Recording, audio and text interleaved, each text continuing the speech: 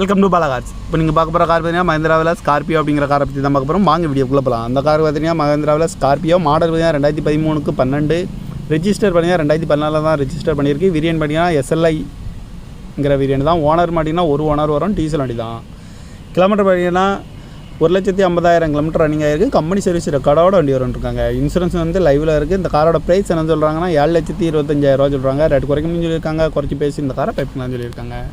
AC வந்துடும், power steering, power window, remote lock வந்துடும், seat கவரில் மாதிரி தான் தான் போட்டுருக்கு. டயர் பண்ண பார்த்தீங்கன்னா 4 டயருமே ஒரு 80% நல்லா இருக்குன்னு இருக்காங்க. இந்த கார் பார்க்க இடம்னு பார்த்தீங்கன்னா தர்சன் கார் ஈரோடு அப்படிங்கிற இடத்துல தான் இந்த கார் பார்க்க முடியும்.